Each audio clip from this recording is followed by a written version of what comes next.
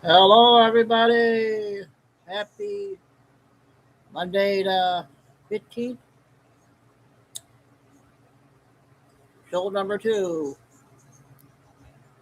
And yep, they blocked the video. It must have been Captain Kyle's video. I don't know yet, but I think I'm still be all right. I got over 200 views, you guys, already on the first show. So thanks everybody coming back to my channel. Wow, Terry, they're first again today. How's things going?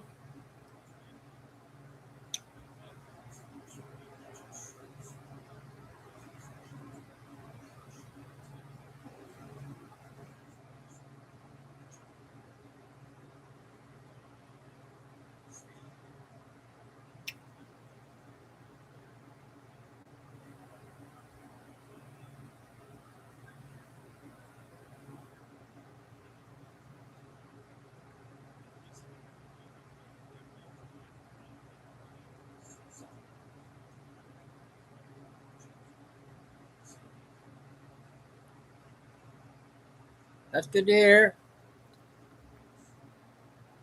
So yeah, they probably blocked that video I played, but I'm glad everybody's getting back over to my channel. I appreciate it. Hopefully, we can get everybody back coming again.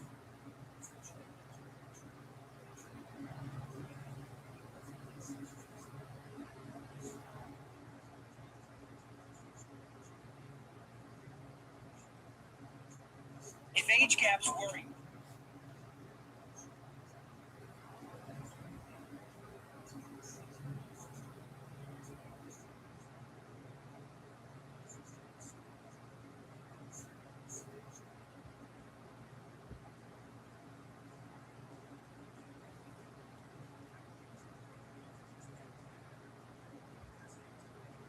I'm gonna play a 5 minute one that just came out, or it's 6 minutes, but something. It's a big video, so I'm gonna go ahead and get going on that. We got a one Billy Bean 25. We got XQ report and a bunch of other ones. A lot of short ones. So I'm gonna go ahead and get started a little bit early.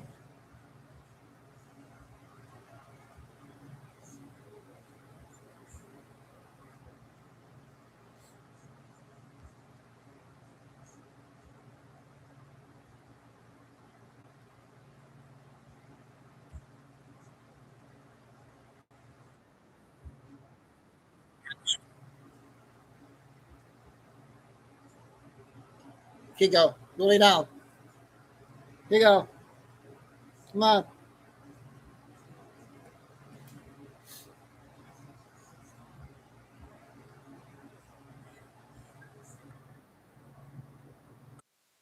This just came out.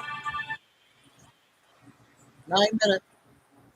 And hypocrisy of the left. And the meme of the day brought to you by FiveMind.com. Well, holy frickin' moly. Apparently, here it is. I'm sure you guys notice it. It's awfully quiet on social media. All the doom and gloomers, all the anti-Trump scumbags, frankly, anti-American scumbags, who have been peddling totally irrational fear-mongering crap for the last couple of months, all of a sudden they've gone quite silent, like Homer Simpson backing up into the bush. But yeah, there it is. After months of telling you that Trump is accomplishing nothing, Trump is getting played, Iran holds all the cards, even some of these morons suggesting that Iran is winning. After all the blah, blah, blah and bullshit, it appears as though President Trump is about to pull off something almost nobody thought possible. At least if you would have asked him last year, a couple of years ago, 10 years ago, 20, 30 years ago, an actual nuclear agreement with Iran. Yeah, not the bullshit deal that Barack Obama signed.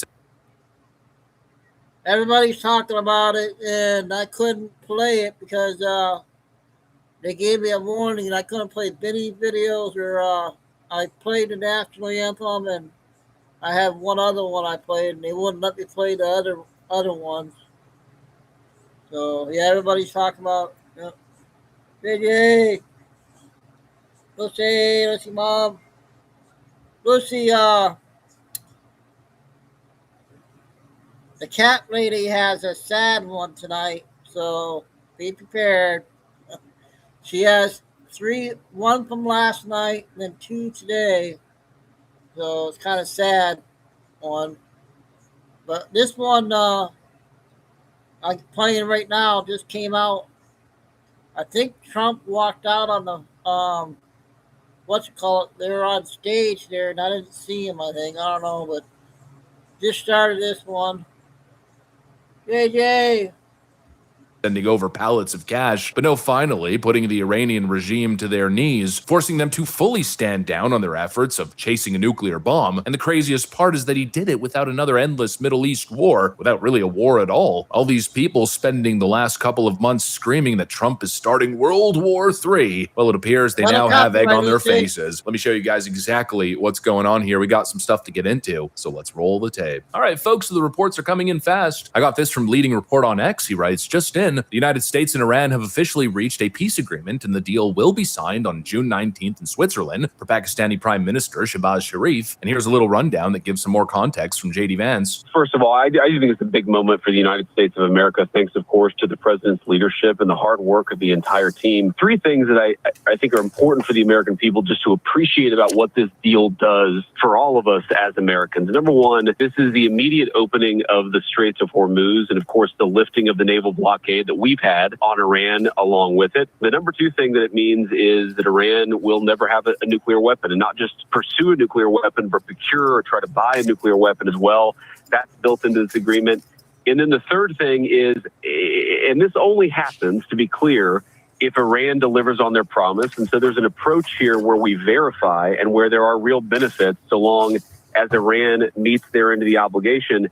But if the Iranians comply with his deal, it is going to fundamentally transform the Middle East for the next 50 years. Here's what's currently being reported, although we don't have the full details, the full breakdown of the deal. Number one, the agreement apparently blocks Iran from ever pursuing, procuring, or obtaining a nuclear weapon. The second point is reopening the Strait of Hormuz with no tolls, no fees from the Iranian regime, as well as President Trump backing off on the U.S. Navy naval blockade. And the last portion of the deal appears to be a multi-billion-dollar reconstruction investment, which of course the Iranians are now taking and running with, attempting to make it seem as if they've got the better portion of the deal. Iranian state media is reporting that they've forced the United States to accept a deal, giving them a massive windfall of cash. But of course, that's not exactly what this is. No, what President Trump is doing is actually showing good faith and saying, look, the main thing that we're looking for is a guarantee of no nuclear weapons, no nuclear proliferation. And in response for that big ask, because, it really is, especially when you're essentially asking it at gunpoint, he's now extending an olive branch saying, we'll help you rebuild the country. It's not the same thing as Barack Obama sending billions of dollars in cash on pallets. No, it's an offer of financing and investment to rebuild the country after the war, which of course is going to be set up in a mutually beneficial arrangement. The idea is to normalize relations with the Iranian regime, whatever's left of it, whoever's going to fill that power vacuum, to be involved in future investment, the building of the country, and hopefully, I guess to borrow Joe Biden's old saying there, to build back better and to have increased involvement in the region to help make sure things go in the right direction. And so once again, if you're just blindly running with the Iranian state media's, display of what happened here, well, what can I say other than you might be an absolute freaking utter moron? There's only one way to slice this. This is an absolute surrender from the Iranian regime. Anything else is pure and absolute cope. They got economically strangled, militarily pressured, and now they're being forced to back off from the one thing that would have made them an actual global player, at least in terms of power rankings, I guess you could say. No nuclear weapon. It is total submission. And so let's really get ahead of this thing because, of course, people are going to be attempting to spin this as a massive loss. But no, you simply got to zoom out a little bit here and see what's happened since the start of the year. President Trump has put America in the strongest energy position it's ever been in. Now the top oil producer of the world. You got Iran now falling in line. OPEC is basically collapsed. Venezuela, well, Marco Rubio is the president of Venezuela. And we essentially now control that oil, taking it out of China's back pocket. And now Iran is going to be forced to behave. Essentially, the entire corrupt Eastern oil cartel system has been completely dismantled. The era of the Iranian Iranian regime holding the world hostage has officially come to an end, at least if this deal is finally signed in Switzerland on June 19th. And that, of course, is the story. That's the way this cookie crumbles. It's not just about Iran. This is about breaking the economic leverage that Russia, Iran, and China have historically used against the West. But of course, the goalpost movers are going to come in full force. They're going to claim that this deal is actually just an off-ramp for Donald Trump. He didn't finish the job and he's running away from fully confronting Iran, from doing a full-blown regime change. This, my friends, is a complete joke. The reality is the regime has already changed, and it's not like doing a full-blown regime change has worked in the past, installing some CIA puppet and then simply restarting the whole process over again, sometimes in a measurably worse way than before. But yeah, of course, people are going to say that Make your browser fast. Make your browser safe. Trump's taking a half measure here. He said he was going to do all this stuff, and now he's essentially backing off. But this, my friends, is utter bullshit. President Trump has made the ambition clear since day one. Frankly, he's been saying the same thing since the 1980s. The goal here is no nukes for Iran. They will not have a nuclear weapon. Iran will never have a nuclear weapon. And the main thing is that Iran will not have a nuclear weapon. That has always been the red line. Not regime change, not endless wars, putting an end to the potential threat of a nuclear-armed Iran. Essentially not making the same mistake that Bill Clinton did with North Korea. And if this deal actually locks that in, well then President Trump will have accomplished arguably one of the biggest foreign policy feats of the last probably over 100 years. And also, funnily enough, in doing so with this latest deal, it appears as though he's kind of enraged the Israeli Zionist crowd, which is, I think, quite interesting because there's a certain Majus crowd that has been going on and on and on pretty much endlessly, attempting to convince us that President Trump is a Zionist puppet. If Bibi Netanyahu says jump, then President Trump responds, how high? Well, folks, the Israelis, the hardcore Zionists,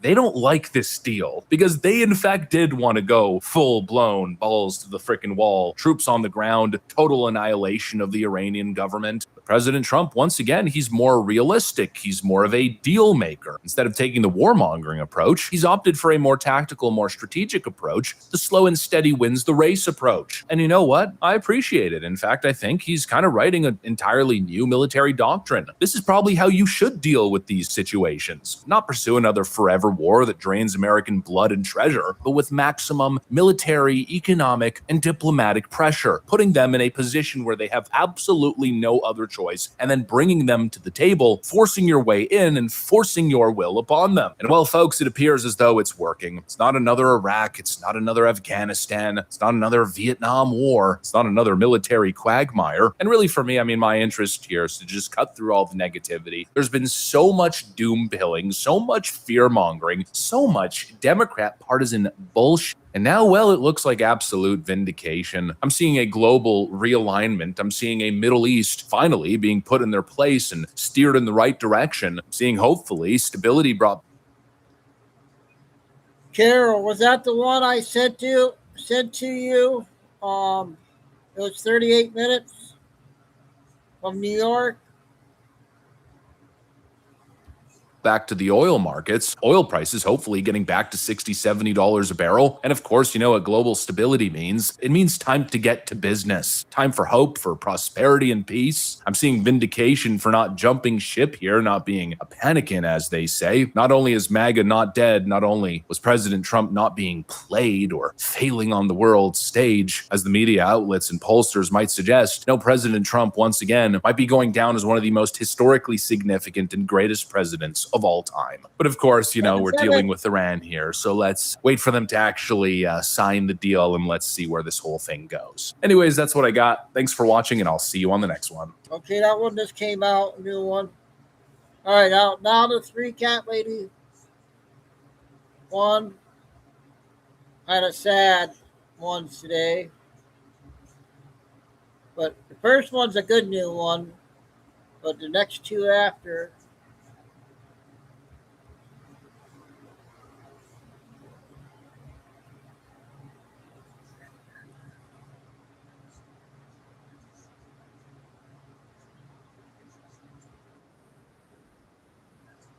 So someone from Amazon.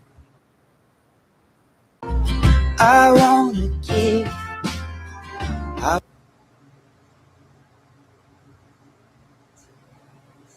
Someone someone dropped her off the stuff that she needed. Oh, I won't be able to play it. They blocked me on Vinny's videos. Thanks, Carol.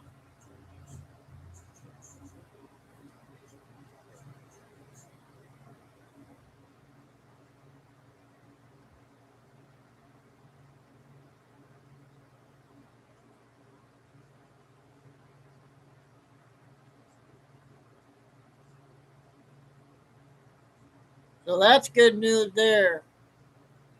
That was the last night.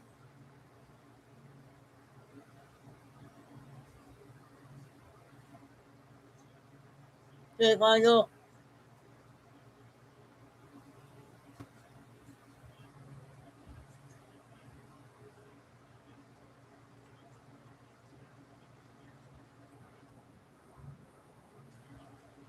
A few minutes on this one.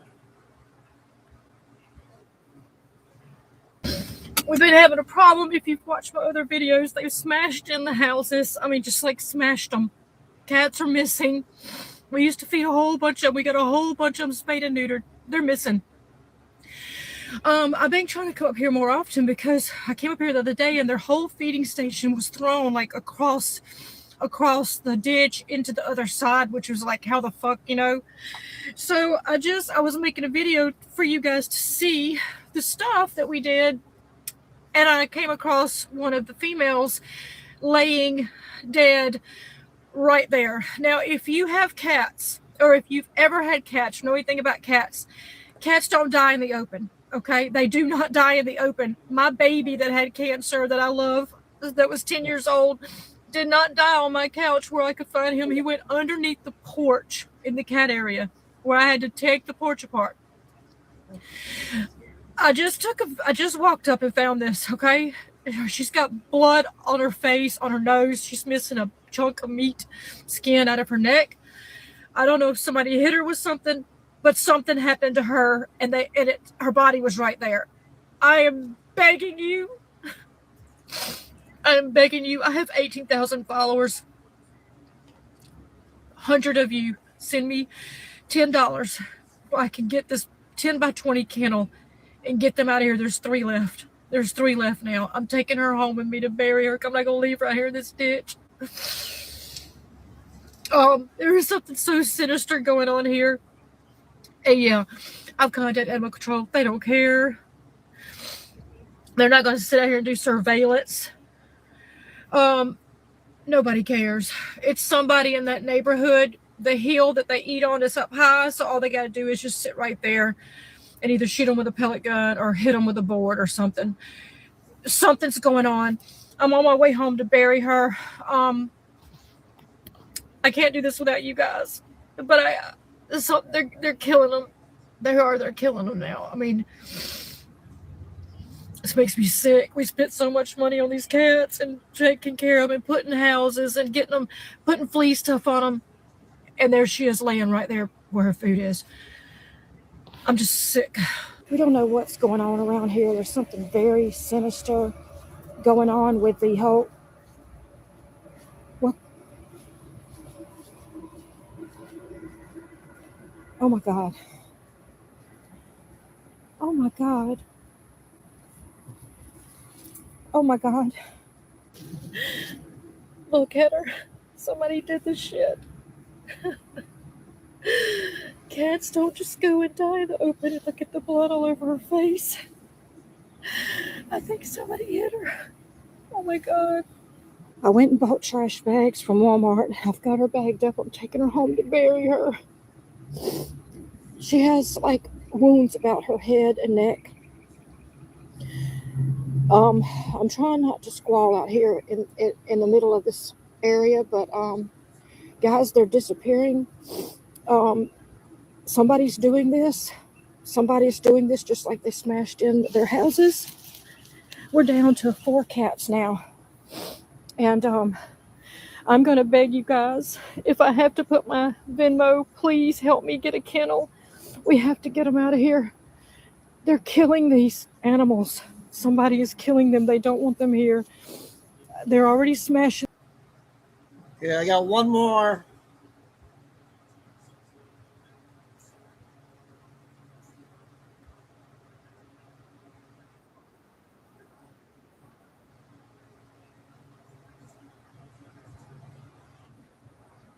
Cats and what's happening there in that area. Somebody just said they're going to give me a 10x6 kennel. Somebody that's here. They're going to bring it over. I'm going to put it together because it's not going to be put together. I have found these tunnels. I've already added them to my Amazon wish list in the past. They're these large nylon tunnels. You zip them together, you hook them to your enclosure or whatever, and then the cats walk all the way through these tunnels. It's nylon. It's not protective of dogs, but they're inside my containment area, my fenced in area. But it's protective against them. They can't get loose, and mosquitoes can't get to them. If you guys feel in your heart that you want to send one or two, do it. I am going to work my ass off and get a few of these tunnels, and we're gonna try to catch the 3 remaining cats this week and get them out of there before something happens to them. I don't think anything happened tonight with it raining like this, and tomorrow it's gonna be raining, so nobody should be out bashing cats faces in. But hopefully by Thursday I'll have this hooked up and I can give you guys an update. Just want to let you know. Thanks so much, everybody. I know you just saw my Very sad ones tonight, you guys. Very sad ones. All right, let's get some. I'll do this one. 2 minutes.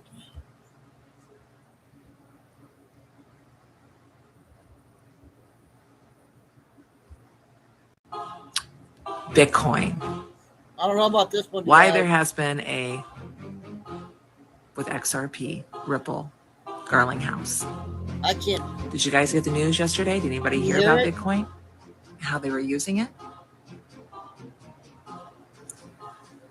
My opinion, and this is for entertainment purposes only, I've been removed 4 times for sharing what's going on. So I have to be very careful on how I share this. Ripple is going to be and is now and will continue to be the new Bitcoin. Wow. Look it up. Now I get it. It could never make sense to me going back to 2017, 2019, why President Trump said no, why he says today yes. Have you guys heard? Put it in the comments below so others have a better understanding. This whole thing has been this whole thing. Wow.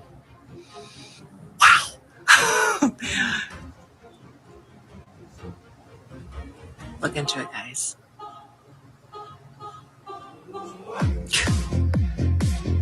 It all makes sense now. There's one missing piece that I needed, and it came out yesterday. You gotta dig deep to find it.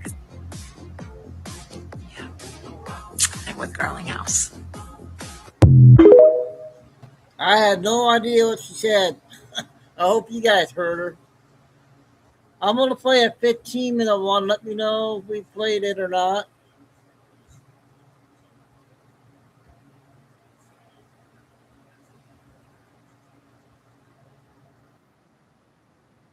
I can't remember on this one.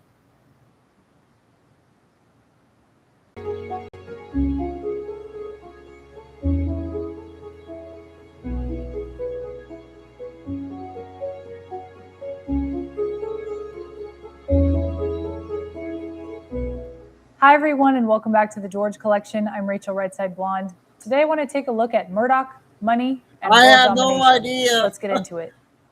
It was February Sorry 1997. about that one, you guys. The internet was hardly even a thing. You guys Most people remember got this their one? news from television networks and a local newspaper. And that's the same time JFK Jr. sat down with one of the richest men in the world, which is Bill Gates. If I could sum up exactly what JFK Jr. was trying to ask Bill Gates, it was, how much power is too much power? In February 1997, Bill Clinton was in his second term. The The Dow Jones was flirting with 7,000 for the first time in history. The internet existed, but most Americans were still using it just to send email and look up movie times. Social media was a decade away. The iPhone was 10 years from being announced. And the media landscape? In 1983, 50 companies controlled 90% of what Americans saw, heard, and read. By 1997, that number was already shrinking fast. One man above all others was being watched as a symbol of what media consolidation could become. Rupert Murdoch had just launched Fox News in October 1996, 4 months before this interview ran. He already owned the New York Post. The Wall Street Journal would come later. He was building something that had never quite existed before, a globally unified media empire with a single editorial vision tied to a single man's politics. And JFK Jr. wanted to talk about it. He wanted to put the richest, most powerful tech executive in America on the record, face to face, about where all of this is going. So he called Bill Gates. To understand why this interview mattered, you have to understand who Bill Gates was in 1997. He was the most feared man in Silicon Valley, the CEO of a company that had just been accused by the Justice Department of antitrust violations. Microsoft was accused of forcing its internet browser onto consumers through the Windows 95 operating system, strangling competition before it could even begin. Sound familiar? The interview is titled Bill Gates Talks to John Kennedy About Murdoch, Money, and World Domination. The first thing that jumps out is privacy. Gates said, and I'm reading directly from the magazine, that privacy is a very interesting issue. He said people were, in his words, a little naive about how much data existed about them. In 1997, when most people didn't have a computer yet, there was no Facebook, no iPhones, no Google, no algorithm that tracks every search you make, every product you look at, every political video you watch a little too long. Gates saw it coming. He saw people were naive about their data, and he was right. We were, and we still are. But here's the part that really lands. Gates said, again in 1997, that the degree of privacy afforded each individual will always be a political decision. He said the US was the ultimate we believe in privacy country. And then he added this, at the same time, attitudes can change. If, for example, the US went through a terrible period of terrorism, people might decide to draw the line about privacy a little differently. 4 years later, September 11th happened. And within 6 weeks, the US Patriot Act was signed into law, one of the most sweeping expansions of government surveillance power in American history. I've talked about that many times on this show before. The NSA was soon collecting phone records on hundreds of millions of Americans. Edward Snowden wouldn't blow that story until 2013. Bill Gates said in 1997 that a terrorist attack could make Americans draw the line about privacy a little differently. He was not wrong. And then there's the antitrust section of the interview. JFK Jr. asked Gates directly, do you think the antitrust investigations brought against Microsoft are fair? Gates, predictably, defended himself. He argued Microsoft's dominance was a product of good software, not monopolistic behavior. But here's what's interesting. JFK Jr. was sitting across from the man being accused of using his platform dominance to crush competition, and he was framing the whole interview around the question of whether Rupert Murdoch's media empire was becoming the same thing. Think about that setup. Gates on antitrust and Murdoch on media power. JFK Jr. was connecting two threads that no one else wanted to. That's because most of the mainstream media was already being consumed by the very empires they would have needed to criticize. That could be why JFK Jr. used the name Murdoch in an interview with Bill Gates. Let's look at Murdoch a little deeper. He owned the New York Post. He owned HarperCollins, one of the world's largest book publishers. He owned Fox Broadcasting. He owned 20th Century Fox Film Studio. He owned Sky Satellite Television in the UK and Europe. He owned dozens of newspapers in Australia, and just 4 months before this interview ran in October 1996, he launched Fox News Channel, positioning it explicitly as a conservative answer to what he called the liberal media establishment. In a 1997 Bond film, Tomorrow Never Dies, the villain was a media mogul who used his global news empire to orchestrate wars and manipulate governments. The character was a thinly veiled Rupert Murdoch, and that wasn't conspiracy thinking. It was a mainstream cultural observation that even Hollywood felt comfortable making. JFK Jr., in my opinion, was saying the same thing in George. Here's the question that JFK Jr. dared to ask in that 1997 issue. What happens when one person or one company controls enough of what people see, hear, and read that it can shape not just opinion, but reality itself? And what happens when nobody with a platform is willing to say so? because they're all dependent on that same system. That was the trap JFK Jr. was pointing at, and that was the reason the interview was titled what it was: Murdoch, Money, World Domination. In 1983, 50 companies controlled 90% of American media. By the time JFK Jr. and Gates sat down in early 1997, that number was already dropping. Today, just 6 companies, Comcast, Disney, Warner Brothers, Discovery, Paramount, Sony, and News Corp, control roughly 90% of what Americans read, watch, and stream. And that's before you add in the tech layer. Google controls roughly 90% of the search market. Meta, Facebook, and Instagram reaches nearly 3 billion people. YouTube, owned by Google, is where most Americans under 40 get their news. What changed between 1997 and now isn't just the number of companies, it's the kind of control they have. In 1997, if Rupert Murdoch wanted to reach you, he had to get a newspaper to your doorstep or a signal to your TV antenna. That took infrastructure. That took local affiliates. There were still layers between the owner and the audience. But today, the algorithm is the owner. And the algorithm knows you better than you know yourself. She does a good job. It knows which stories will make you mad enough to share. It knows which headlines will make you scared enough to click. It knows whether you lean left or right, urban or rural, religious or secular, and it feeds you a custom curated version of reality designed not to inform you, but to keep you on the platform as long as possible. JFK Jr. and Gates were discussing the danger of a man like Murdoch having too much control over the information Americans consumed. They couldn't have imagined a world where the information doesn't just come to you, it hunts you. And here's something that doesn't get enough attention either. President Clinton signed the Telecommunications Act of 1996, 1 year before this Gates interview ran.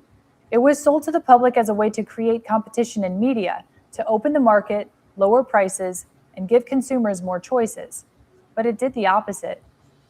It deregulated broadcast media ownership rules, allowing a single company to own far more television and radio stations in a single market than ever before. Within a decade of that bill being signed, the 6 companies that now control 90% of the American media had swallowed thousands of independent outlets.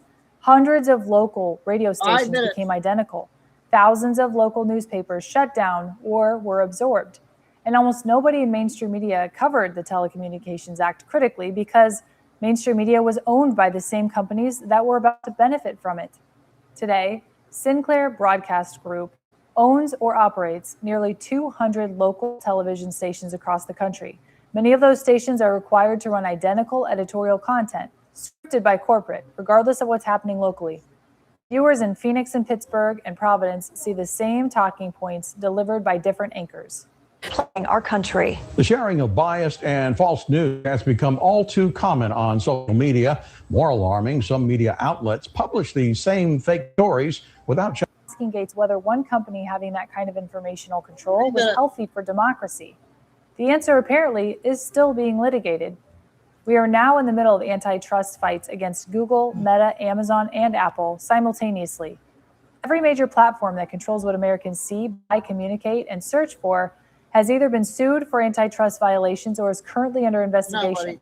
28 years ago, after Gates sat in front of JFK Jr. and said the antitrust case against Microsoft wasn't fair, the entire American tech and media landscape is one enormous antitrust question. The February 1997 issue of George magazine, the one everyone called a celebrity vanity project, called it all. Privacy erosion, terrorism as a pretext for surveillance, media monopoly, tech antitrust, consolidation without end. At what point does the concentration of information power become incompatible with democracy? Not power over weapons or power over armies, power over what people believe is true. Because democracy only works if citizens are making choices based on something resembling reality. And if the same 6 companies or the same 3 algorithms decide what reality looks like for 300 million people, then at some point you have to ask whether the word democracy still means what we think it means. JFK Jr. sat across from one of the most powerful men in the world in 1997 and asked the question, how much power is too much power? And in 2026, we're certainly finding that answer. That does it for this episode of the George Collection. Thank you so much for watching. Have a great week. Yep, her name was George. I got the paper there. We haven't heard her in a long time. I used to play her all the time. That's a good one there from her. I think we should do Billy Bean 24 and get that one out of the way. That one's going to be the longest one for tonight. So let's get this one out of the way.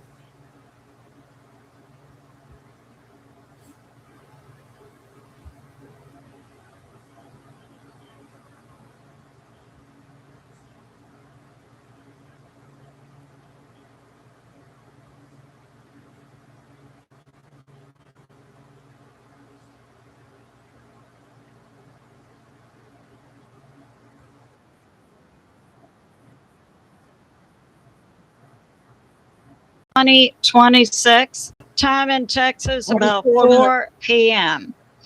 So we have to wonder, is America under attack? Just a few minutes ago, I received some information from U.S. Intel. Now, this incident happened this morning over California, where we had a U.S. strategic bomber, a B-52, vaporized in the air.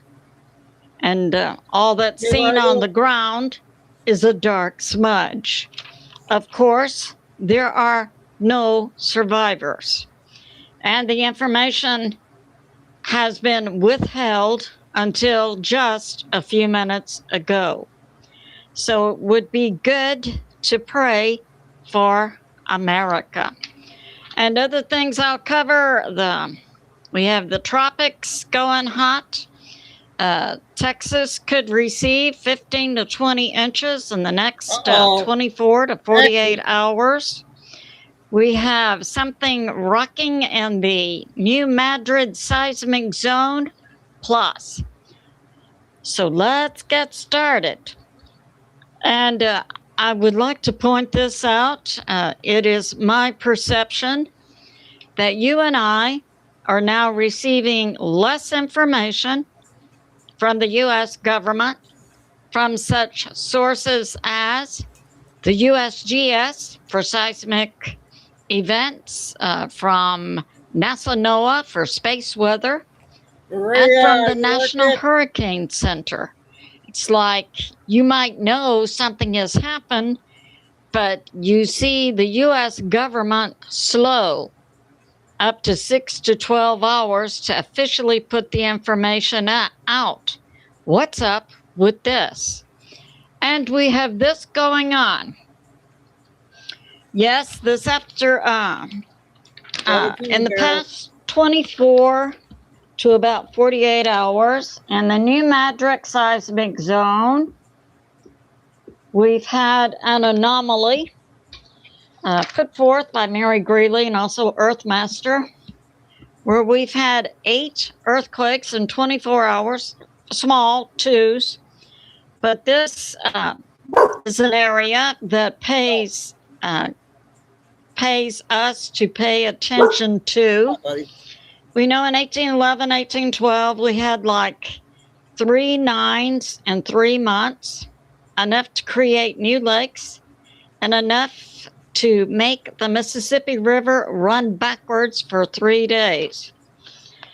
When I was studying this in the 90s, the government report said if we had another event like that, it would likely take down the U.S. I don't believe that, but what it would do is cut the East Coast off from the Central America, because it's highly light, and take down all the power, but it would destroy the highways. So, yeah, that's going on. When it gets a little active there, it's good to pay attention. Now, we have a tropical event going on right now. So in this area around the U.S., we have the remnants of Tropical Storm Christina. So it was named Christina in the Pacific. Here's how to go from $300 a month on AC to almost $0. We built this portable cooling system that can drop. Then it crossed Central America. It's now to the Gulf of Mexico. Yesterday it was in the Bay of Campeche. Now it's in the Gulf of America. And we're finally getting this afternoon some information from National Hurricane Center. Currently, it's off coast of Texas, and it's a depression. But it is predicted now by the National Hurricane Center to make up into possibly a tropical storm with tropical storm warnings going out tomorrow, Tuesday, and for Texas to receive this tropical storm rain. In addition to the rain, Texas is now receiving from a front. So the prediction for Monday, Tuesday, Wednesday for Texas, from South Texas to about Central Texas, was to receive 3 inches, 6 inches, 9 inches in various areas. In addition to the front, it appears we will likely have a tropical storm making up in the next 48 hours. National Hurricane Center gives it 40% chance development, 7 days, 50%. The new tropical storm in the Atlantic would be named Arthur. The storms in the Pacific Ocean and in the Atlantic Ocean have 2 different name lists. So this storm then, combining with the front, giving us 3 inches, 6 inches, 9 inches, would give us from South Texas all the way to Central Texas, 15 to 20 inches. So it's good. And then the tropical storm system is predicted then to move down the U.S. coast and impact Louisiana and Mississippi. So it might be good to go to the store today. So that's going on. I was talking to a family member over the weekend, and she was showing me pictures of her new pantry that she had put in after COVID. So yeah, and she said, and I worry about the hurricane, so now I always pick up an extra container of water in the event of a hurricane. And now we have this sudden event, like yesterday, there was a hint, but today it appears, yes, we could be looking at from the Texas South Coast to Central Texas in the next 24 to 48 hours, 15 to 20 inches of rain. So definitely something to pray against. And we have this. Earthmaster also mentions the anomaly in the New Madrid seismic zone, a swarm of small earthquakes. We've had today another large earthquake in the Philippine Trench, a 6.2, 69 miles deep. We have this from BP Earthwatch. Now, when we had a hurricane and hit Texas a few years ago, we were without electricity for 10 days. I did more research into how heat impacts the human body. And I will say this, if you're in a hot, humid climate like Texas, and you're without electricity, with the summer temperature and high humidity for 24 hours, some recent studies I looked at stated that human health was negatively impacted at as low temperature as 87 degrees. And if you are going through a heat event, one of the first impacts on human health is brain fog. So what happens is you're not even totally aware of the impact on your health. So better, you might not feel it, but better to be aware that at 87 degrees without and high humidity, without air conditioning, that your health is being impacted. Now, BP Earthwatch brings this up.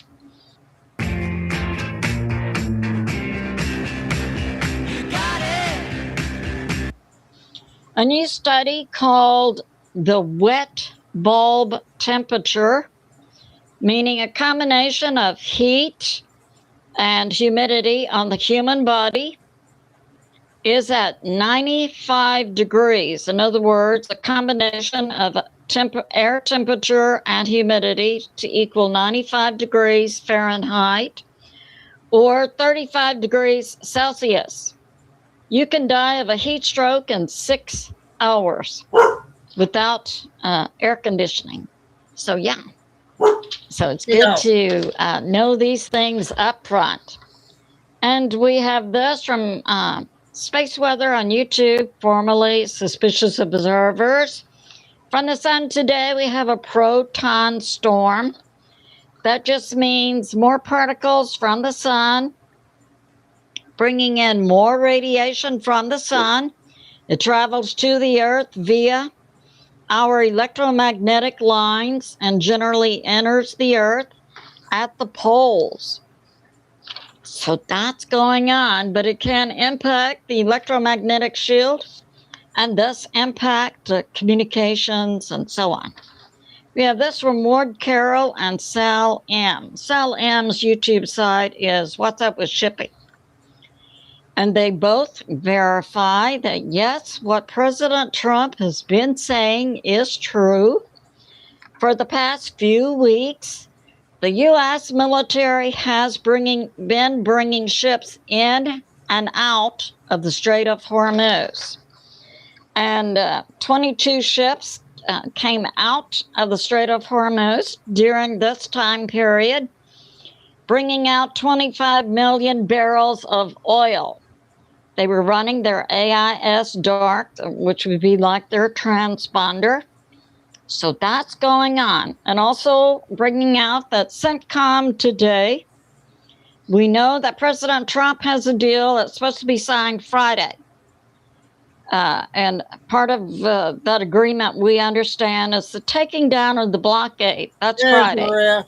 CENTCOM today came out and said the blockade is in place until Friday.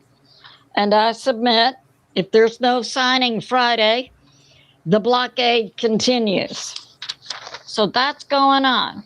We have this from Dialogue Works, recent interview of Larry Johnson, former CIA, supposed to be a signing Friday of the Iran deal. And there are questions about Israel hitting Lebanon. Now, I would like to clarify, so this is Monday, yesterday, IRGC, the hardliners inside Iran, I mean, the deal was in the air. These IRGC hardliners told Hezbollah in Lebanon to hit Israel. Israel then responded in self-defense. That's yesterday. Many people were coming out and saying, oh, Israel's trying to mess up the peace deal. No, it was the crazies in Iran, the IRGC. And hey, who has seen the IRGC leader, Val Hadi, in about 5 days? I don't think anyone's been seeing him. We have this from Duran regarding Ukraine and Russia, that Russia will stop negotiation talks, and that the Russian government now is pressuring President Putin, take the gloves off, destroy Kiev, and take over Ukraine by the Russian government. and the Russian government and is saying this because gasoline rationing is now occurring in Moscow and St. Petersburg. So look for Russia to begin destroying Kiev with hypersonic and Oreshnik missiles. So that's coming. And we have this. So we have also that the U.S. has stopped supplying money and weapons to Ukraine, but that we have 40% of the intel being supplied to Ukraine is still coming from the U.S. So I would suggest President Trump needs to take a look at this, and that Putin is now giving the Russian military what they asked for. And there was also, in the last 24 hours, a purging within Russia. I think 2 or 3 Russian generals suddenly passed away. One fell out of a 10-story building window. So that's going on. Yeah. And we have this. Judge Napolitano interviewed former CIA Ray McGovern. The Russian military will now escalate. And we have this. So, yeah, President Trump is now going to the G7 meeting, June 15 to 17, near Geneva, Switzerland, and Evian, France. Some sources, I believe this is Promethean He came update. in a little while ago. So President Trump now goes to the G7 meeting carrying a bazooka, meaning the potential U.S.-Iran deal. So that's going on. And that we have this. So we've been seeing Tulsi Gabbard. We know she's leaving as DNI June 30 because to take care of her husband who's been diagnosed with a rare form of bone cancer. And she is releasing information about the U.S. funded and directed weapons labs for 40 years by Dr. Fauci and DARPA, including the Wuhan lab in China that gave us the bioweapon COVID. Now, a part of the deep state plan for the release of a global bioweapon COVID in the U.S. to bring about a lockdown and vote ballots. That was needed to flip the U.S. vote, to steal the vote in the U.S. presidential election of 2020. Now, Tulsi Gabbard will also bring out U.S. intel information about how the 2020 presidential election was stolen. Way to go, Tulsi. Burn it down to the ground, girl. And we have this from Promethean Update. It's believed that after this resolution of the U.S.-Iran situation, there may be less U.S. military presence in the Middle East. Also, Promethean Update points out in October, there's a new election in Israel. It's highly unlikely, unless they can engage in vote ballot steal, that baby Netanyahu will be re-elected. So that's October. We have this in we know about the G7 meeting. Minutes, you guys. The E3, that's UK, France, Germany.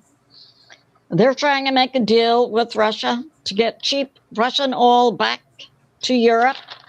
And in exchange, Europe and NATO will stop giving money and weapons to Ukraine. So that's going on. And we have this. So we have from Max Overburner talking about Qatar has signed number 2 signed a deal that's to Qatar was involved in the U.S.-Iran negotiations. So prior to this last deal, supposedly to be signed Friday, it appears that Qatar and Pakistan were both involved in negotiating. And we have this, that the U.S. has a special weapon now on F-16s, a laser-guided hit to take down drones. So that's going on. And we have this, that Iran, so this was Sunday after the hardliners told Hezbollah to hit Israel. Israel hit them. The hardliners then said, we're going to hit Israel and also the U.S. bases. Well, we didn't see that happen yesterday. It's being reported that there was a phone call yesterday between President Trump and President Putin for 55 minutes. I believe this is Duran reporting this, and also Dialogue Works. And that Ukraine is now hitting civilian locations inside Russia, and we know hitting Russian oil refineries and oil storage tanks, and that it's believed soon Steve Witkoff and Jared Kushner, envoys for President Trump to Russia, will meet with President Putin soon. So that's going on. It's also being reported yesterday, Sunday, that President Trump also had a phone call with Zelensky, and that President Trump and Zelensky were to have some type of meeting at the G7 summit, which is today through the 17th. We have this from New York Prepper. Yeah, talking about what went on yesterday between Iran, Hezbollah, and Israel, the hits that rolled out, and that we have more verification. Iran is being supported by China and Russia, and also directed by China and Russia. So that's going on.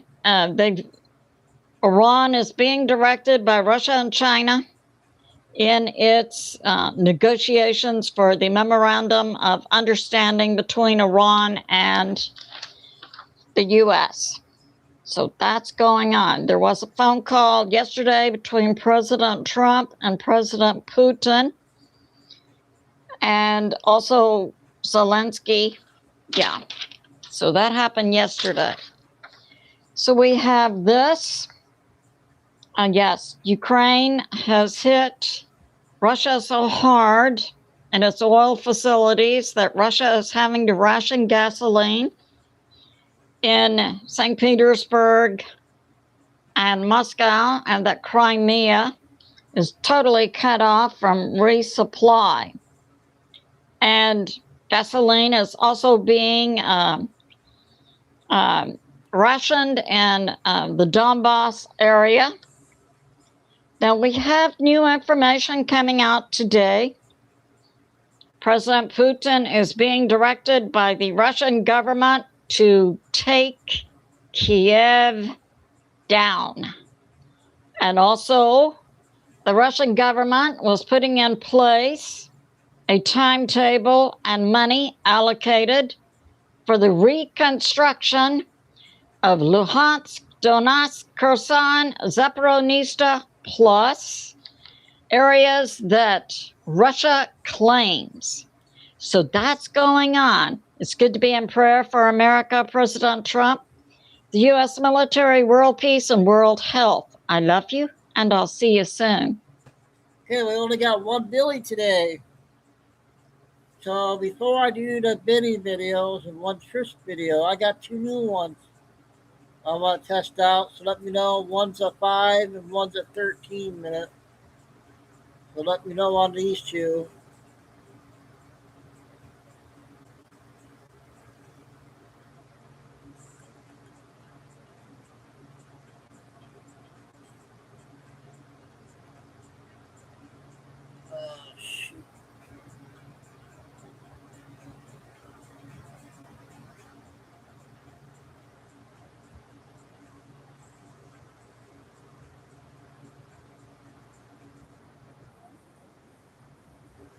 This one's the 5-minute one. It didn't really work. The build was so unfinished, so buggy, that he had to manually rewrite parts of the engine, disable shaders, break visual systems, just to get it to launch in any playable form. And what he saw disappointed him. It wasn't the polished cinematic experience from E3. It was a fractured, ugly, alpha state mess. He felt cheated, so he made a decision. He shared the build with one other person online, a trusted associate, under the strict condition that it never leak. That associate immediately leaked it. On October 2nd, 2003, the source engine source code appeared on the open internet. 5 days later, on October 7, an individual using the handle AnonHL2 packaged the playable build into a 100-part RAR archive and seeded it on BitTorrent, AnonNet, and IRC. Whoever was distributing it adopted the persona of Osama bin Leaker and started openly taunting Valve, accusing them of fraud, pointing out that the leaked state was the actual reality of the game on September 30, and that the celebrated E3 demo was, in their words, one big fake. And here's the brutal part. They weren't entirely wrong. Thousands of fans downloaded the archive. They booted it up, expecting the future of gaming. They got missing textures, infamous red error models, scattered through the maps, broken AI, and unoptimized DirectX rendering. The illusion shattered, the internet was on fire. And inside Valve, the lights effectively went out. Newell described the team as stunned, staring around, wondering what just happened. Months of crunch had been built on the false hope of an imminent release. And now, the unfinished work they'd been hiding was being downloaded by millions of people. Okay, the numbers. The damage estimate that ended up in subsequent court filings and media reports was $250 million. Now, here's the honest part. That number was never going to be a literal cash loss. It was a strategic projection. Valve generated it in part to make sure the FBI took the case seriously, because crossing certain financial thresholds is what triggers elite federal cybercrime task force deployment. But the threat was real. That number wrapped in retail cannibalization, breach of contract liabilities for third-party middleware, like the Havok physics engine, the destruction of the source engine's value as a licensable B2B product, and the indefinite extension of Valve's $1 million a month burn rate. So even if the $250 million figure was a little theatrical, the ground was actually shifting under Valve's feet. So Gabe Newell did something almost no CEO in his position would have done. On October 2nd, the same day the source code went public, he logged into the fan forum halflife2.net and posted a thread titled, "I need the assistance of the community." And in the body of that post, he just told the truth. He wrote, and I quote, "Ever have one of those weeks? This has just not been the best couple of days for me or for Valve." Yes, the source code that has been posted is the HL2 source code. Starting around 9/11 of this year, someone other than me was accessing my email account. He explained the whole timeline. The flashing hard drive light, the Outlook anomalies, the keyloggers. He didn't spin. He didn't lawyer up. He just laid it all out, and then asked the community to help him find the hacker. And it worked. The fan base, which had been pivoting toward outrage at Valve for the September 30 collapse, pivoted again. They became defensive of Newell. They started scouring IRC channels, forwarding chat logs, IP addresses, and digital footprints to Valve and to the FBI. The manhunt was on. For 5 months, Trail went absolutely cold. Gemb had routed his attacks through enough proxy servers that federal agents couldn't connect the breach back to a small German village. And then, in February of 2004, Gemb did the single most baffling thing I've read in a hacker case file. He emailed Gabe Newell from an encrypted address. Subject line, blank. Opening line, hello Gabe. In the body of the email, he confessed to everything. 6 months inside Valve's network, watching the development on a daily basis, he claimed he never meant to cause harm. Okay, that's a new one there, you guys. I hope that was all right. And now the 13-minute one.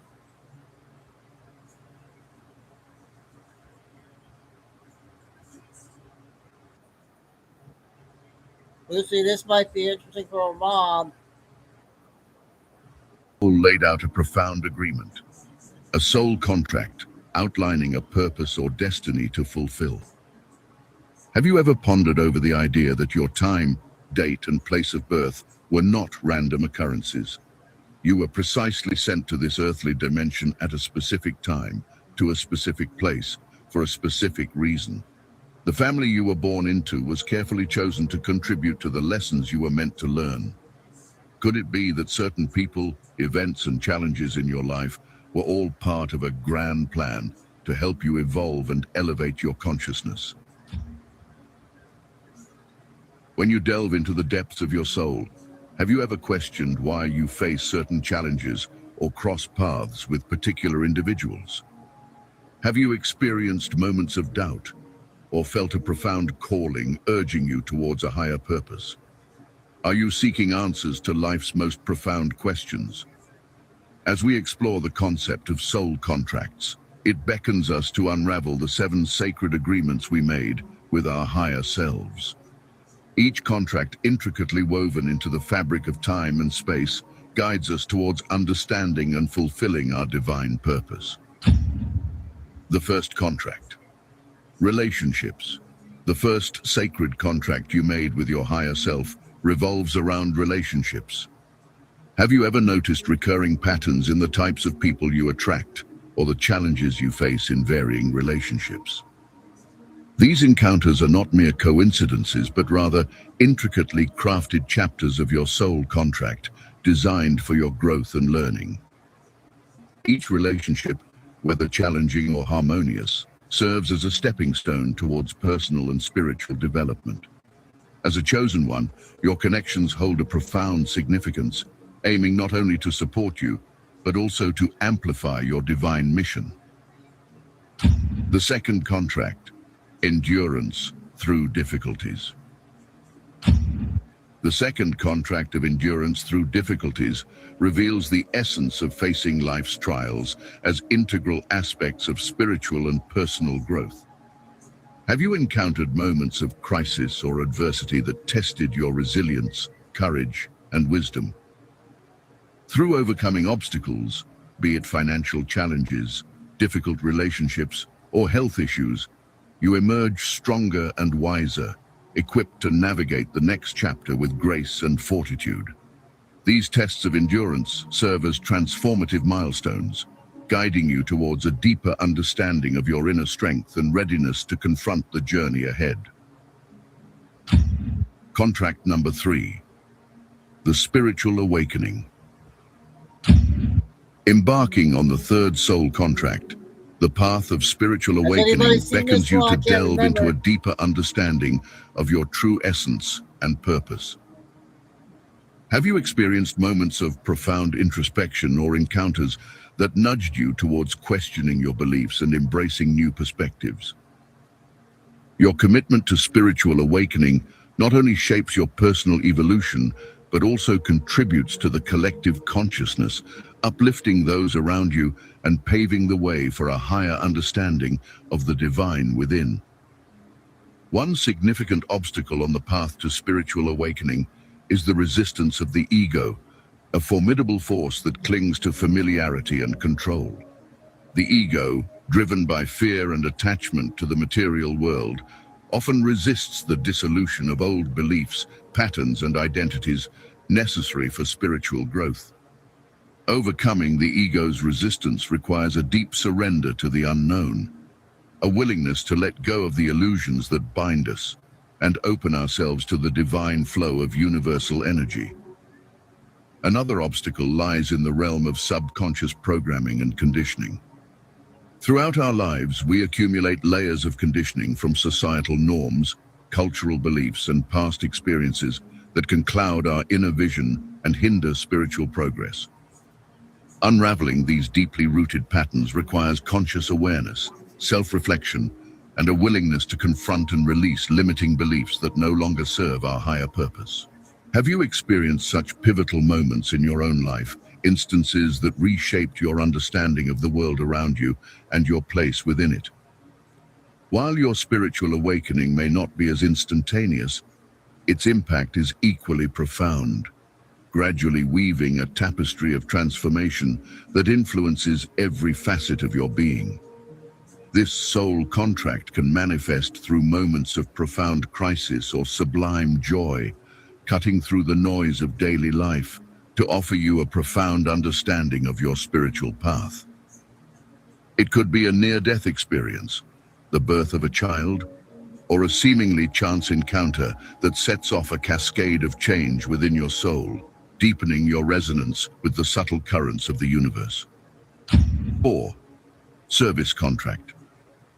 The fourth sacred agreement you committed to is the service contract, a dedication to using your gifts and talents for the betterment of others and the greater good.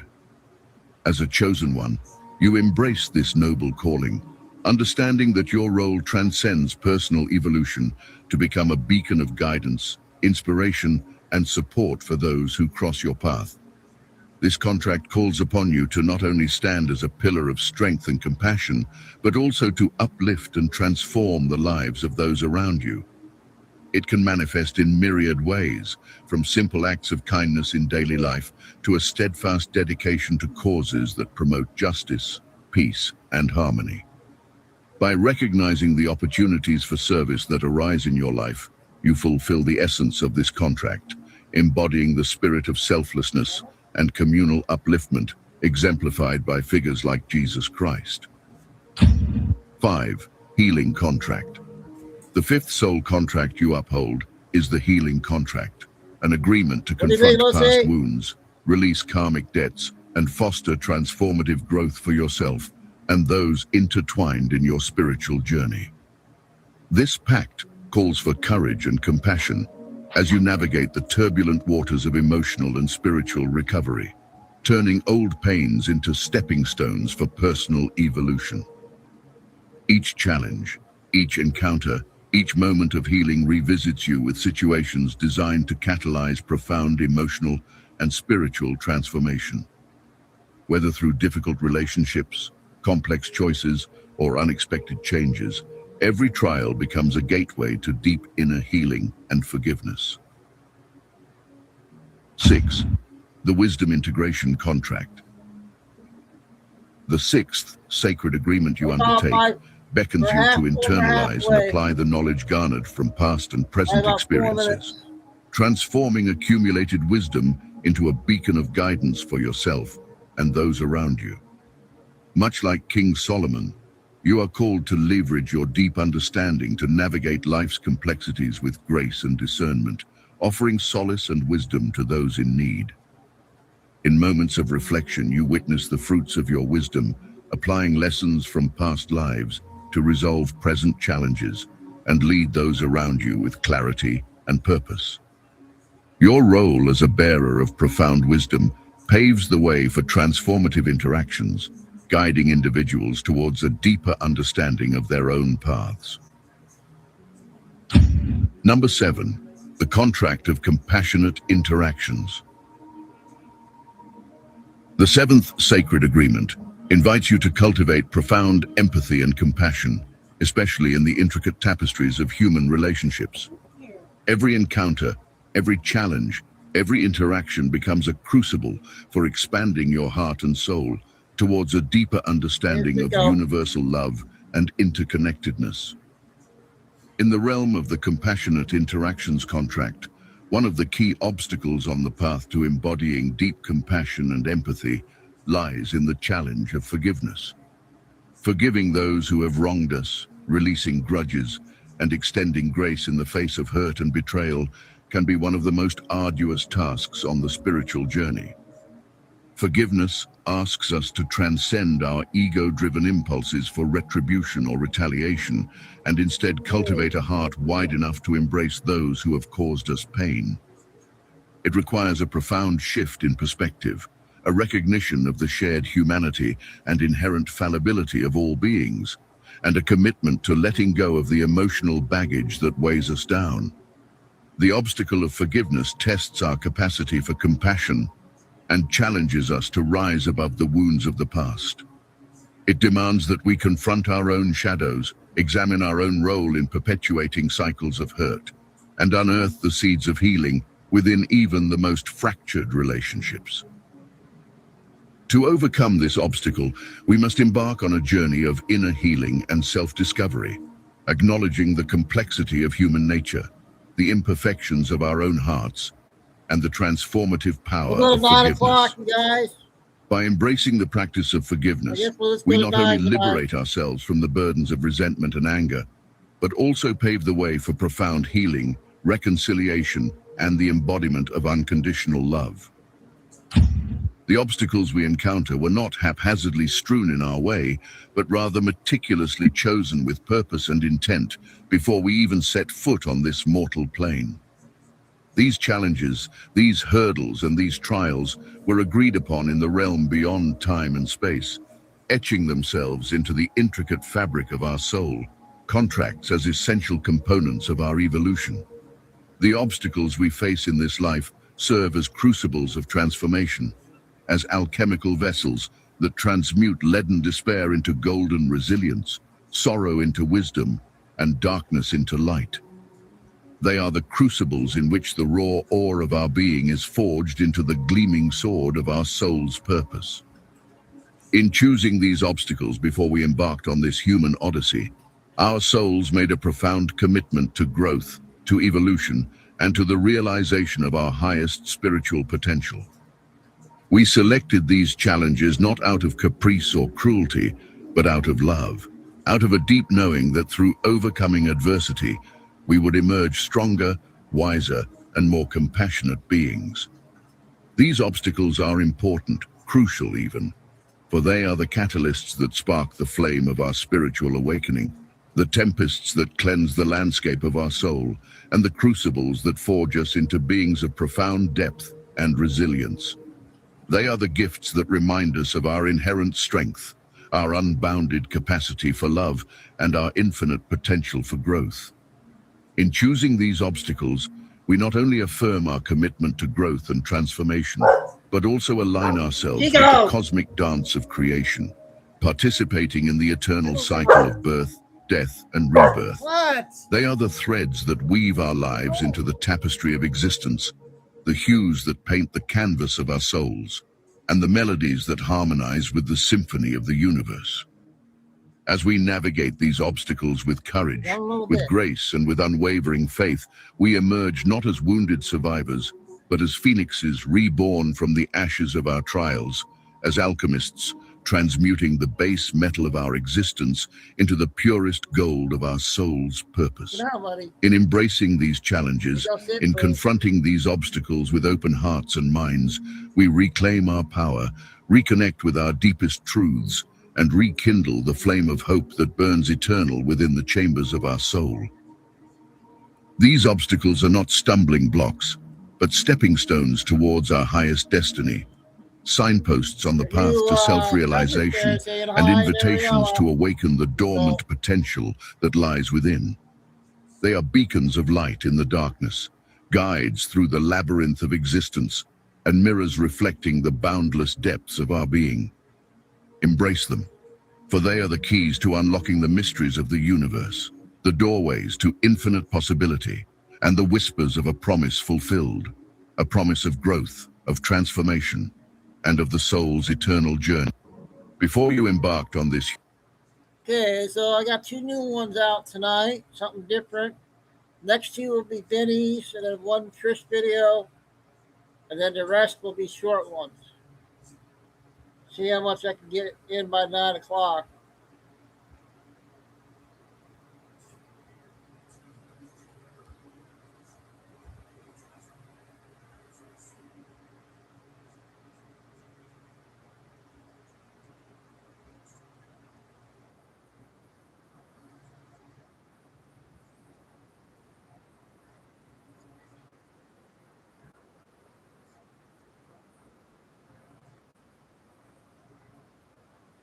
Studio in Manhattan, telling me what I should think about the UFC event at the White House last night, the single greatest sporting event in the history of our country, most patriotic event, maybe in the history of the world.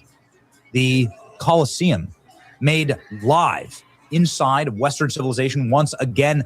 Combat blood sport. Caesar is what it was. 13. Foreigners getting dropped and KO'd. American patriots and fighters, champions and underdogs. The uplifting brutality, dignity, and honor, passion, love for our country that built this beautiful place on full display. I mean, the absolute and total beatdown that was delivered. Oh, man. It just kicked so much ass. But it's like one thing that you can't understand just watching these clips is how much the uniformed armed service members that were made up 70% of the audience were raging in the stands. This was a tribute to them. They're already talking about doing another one of these on an army base. This was a tribute to our men and women in uniform, and also to the nature of the American man who relishes in the bloody defeat and the extremes of victory and the fight itself. I mean, quite frankly, which is the greatest and most honorable and noble thing. What is not noble is, of course, The View, who has decided to take this moment of American unity and to screech and squawk about it. The reason I'm showing you this is because this is a co-host of The View, Joy Behar, going in blackface. She called herself a beautiful African princess when she did this. Yet, The View was distraught that a joke was told about another black woman, Michelle Obama, last night, as The View raged and seethed and shrieked over one of the single most successful patriotic events in the history of the world. So, of course, they hate it. Listen to this. Listen, like, look at the body language here from Whoopi Goldberg. Look at this. I'm just going to stop you right there. This is what you saved us from. You, by voting for Trump, you saved us from condescending, looking down their nose, DEI lectures from low information DEI hires who have nothing to say, no life skills, no worth when it comes to wisdom or an understanding of how the world works at all. Just condescending lecture. That's what we would have got. We would have gotten a scoldy, angry, passive-aggressive lecture about America on our 250th birthday if we had allowed Kamala to be elected into office. And we didn't. In fact, we chose the alternative path, the path of patriots in control. And so thank you for that. But here's just a Black Mirror horror look into what we avoided. Sports news. Oh, look at this. Last night, you know who celebrated his 80th birthday at an event billed as UFC Freedom 250, featuring cage matches on the South Lawn of the White House. White House denies accusations that he's cashing in on the event, saying there's no conflict of interest because you know whose assets are in a trust managed by his kids.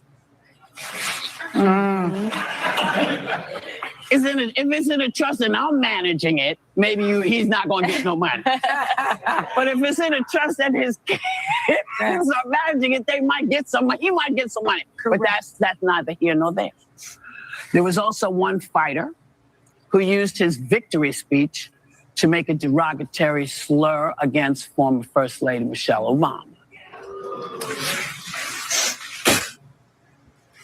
What did you make of yesterday's event? Can't we focus on the Knicks? I have been a diehard fan for 3 whole weeks. I'm an absolute.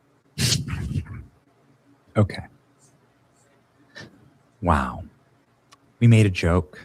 That was We made a joke. Remember, they made a joke about a black woman. I can't believe. Remember, this is a full-time cast member of The View. Rapist. Remember, she was called out. I'm coming across the border, and that's a fact. Look at what's going on at the border. Let her finish. Let her finish. Called Mexicans, some Mexicans rapists. He attacked the handicapped.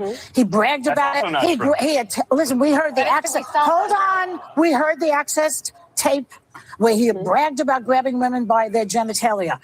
She's talking about, that's what Megyn is talking about. She's talking about lowering the discourse to his level, which is horrible for this country. Even if people are working, we don't want to have a country like that. Do you understand that? We've all done things. But nevertheless, look at the result. We've all done things that we regret. I mean, if we're talking about bringing the discourse down, Joy, you've worn blackface.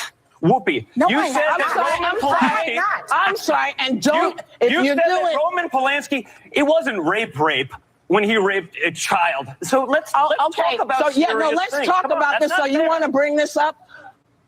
Here's how you can receive up to $35,000 a year for caring for a loved one. Do you help with things like bathing, dressing, or meals? In that case, you may ask. Yeah, we do want to bring this up because Whoopi Goldberg did say that on The View. We have the tapes. And then more importantly, or as importantly, if they're going to be so offended about a joke about a black woman, photo shows The View host Joy Behar dressed as African woman, CBS News. Not Breitbart, CBS News. Here we go. This is the blackface scandal. You mean blackface? Oh, okay. She says she's excited that she wore makeup to make her skin darker. Got it. I don't care because it's a funny joke. The Michelle Obama joke was a funny joke. Here we go. This joke is now racist. And we won't dignify what was said by repeating it. Yeah. But you should look it up. And I think the reason that's important is because for a long time, and the roots are in slavery, black women have been slurred and made to feel that they were unattractive, made to feel that they were masculine, made to feel that they didn't have the femininity that a white woman would have. And so there's this intersectionality between racism and sexism that was on full display at the White House. The crowd laughed at the statement. Yeah, they did. And the president of the United States smirked and never addressed what was said. That is beneath the dignity of the office of the president of the United States, and it's beneath the dignity of the American people. Crying. Are you actually crying right now? We're so over this. Everyone's so over it. No, like nobody's going to play your little games anymore. We're not going to apologize when you tell us to apologize because we saw you all make fun of Charlie Kirk and his family when they were killed, when you killed Charlie. You killed Charlie. And Jimmy Kimmel made jokes about it. And the left laughed about it. And they continue to laugh about it. So no, we're not going to, we're all done apologizing. Now is a show of brute cultural strength. Who is the cultural strength and epicenter of the country? Is it you doing drag queen story hours in the front lawn of the White House, having 75 IQ DEI hires give us chat GPT woke scolds about how we should be ashamed of our skin color and our ancestors? Or is it what we saw last night? Is it what we saw last night? Well, I mean, America made a choice. And we made a choice. We chose this. We chose to be epic and to embrace who we actually are as people. And by the way, the White House is now posting the photo of the guy who made the Michelle Obama as a man joke. Giving Donald Trump a necklace.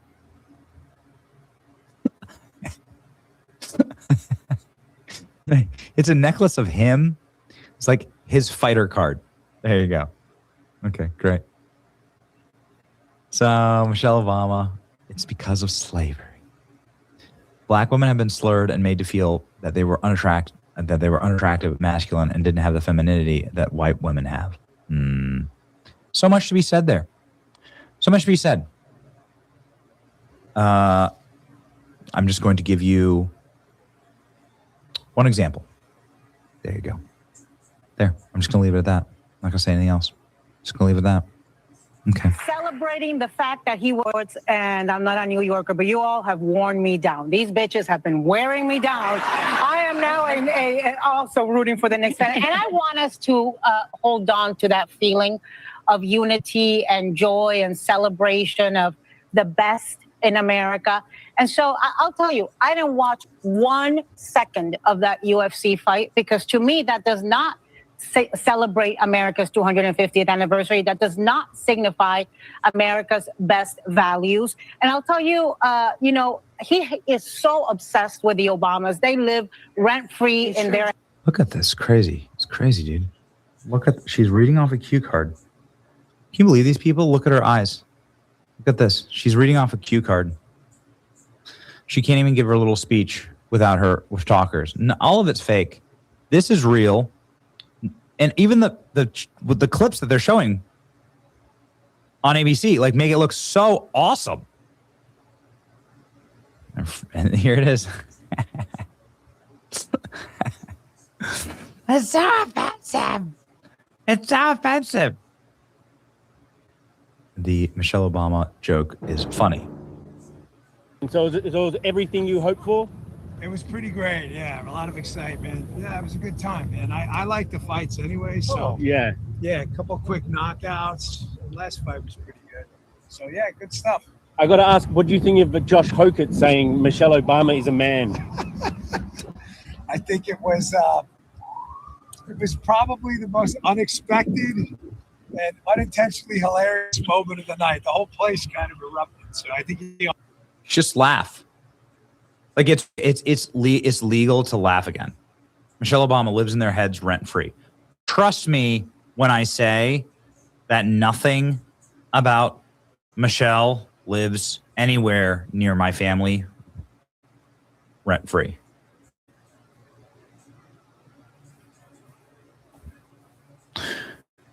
Actually, there are some rent control places that are in Tampa. So I'm going to have to rethink that. But I'm saying she doesn't live, like Michelle Obama herself is nowhere in my head except for when somebody makes a Michelle Obama's a man joke, which is hilarious. And we can laugh at it. And the fact that the view is so offended makes it a little more funny. So keep crying. Be offended. It's your boy Benny. It's okay to be an American. All right, there's another Benny video. I got one lady new one on TikTok, 9 minutes. It's only a day old. I can't remember if we did them yesterday. She had 2 of them.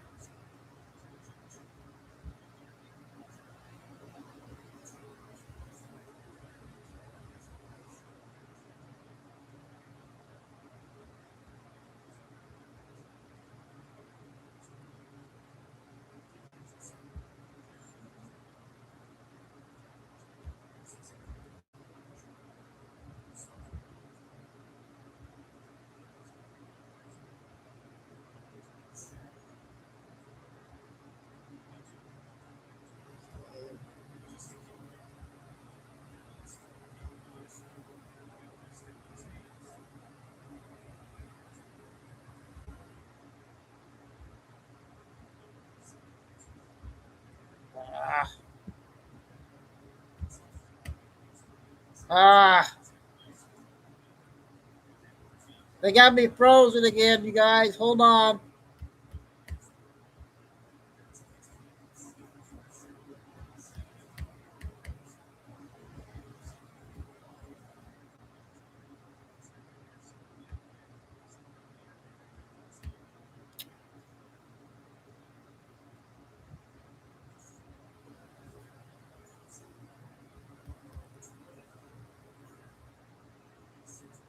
I was frozen there again.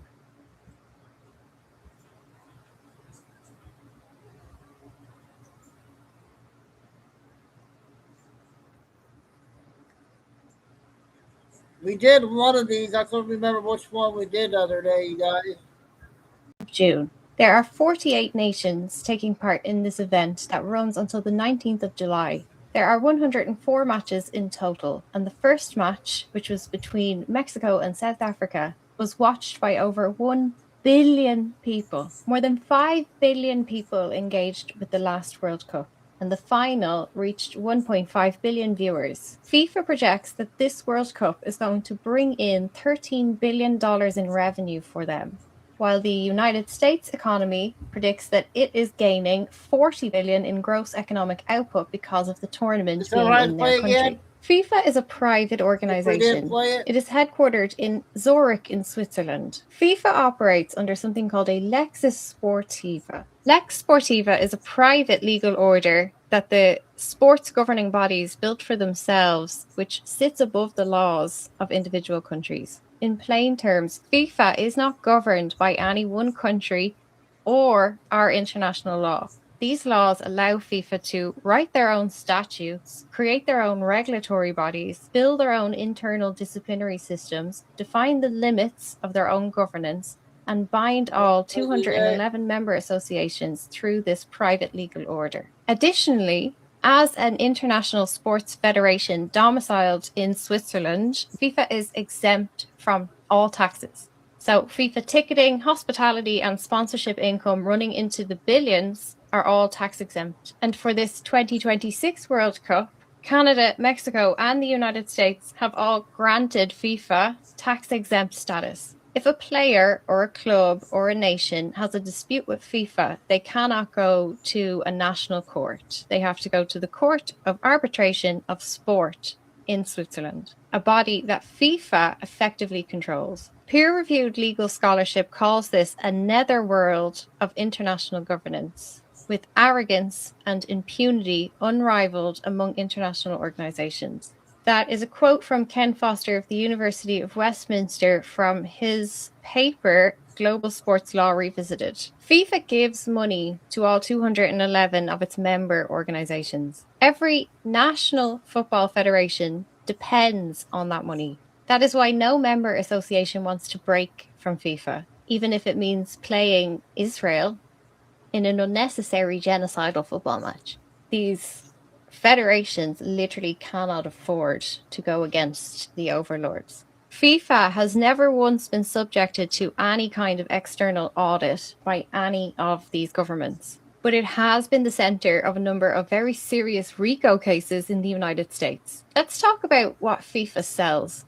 This entire system is built on one thing: the dream. Football is sold to children as a way out of poverty. You hear these stories about that one moment that changes everything, one scout, one trial, one goal, and your whole life changes. FIFA's entire marketing apparatus, from the advertising to the commentary to the shirt on your back, tells you one story. Talent is visible. If you are talented, you will be found, and when you are found, your life is going to change. You get told about Pelé and how his family was too poor to buy a football, so he stuffed newspapers into socks. Didier Drogba, 5 years old, his parents placed a luggage label around his neck with his uncle's name on it and put him on a plane to Paris alone. That's human trafficking. It's not something to aspire to. Sadio Mane was from Senegal, and after his father died, he walked to Dakar to find a football club that would see him. This is a young child alone in Senegal in the early 90s who genuinely believes, and his life did prove to him, that his only way out was to walk to the nearest football club who would give him a trial.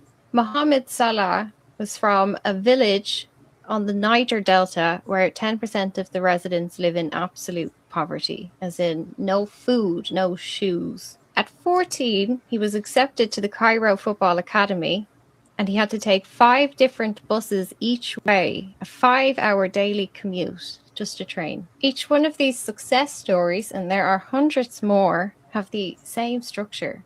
These are people who are born into absolute destitute poverty and are being told that football is their only route out. And in these examples, it actually really was. But for most of the millions and billions of young children being sold this story, they do not end up in Anfield. They are ending up in the human slave trade. The UNODC estimates that over 15,000 children are trafficked from West Africa into Europe annually through the football pipeline.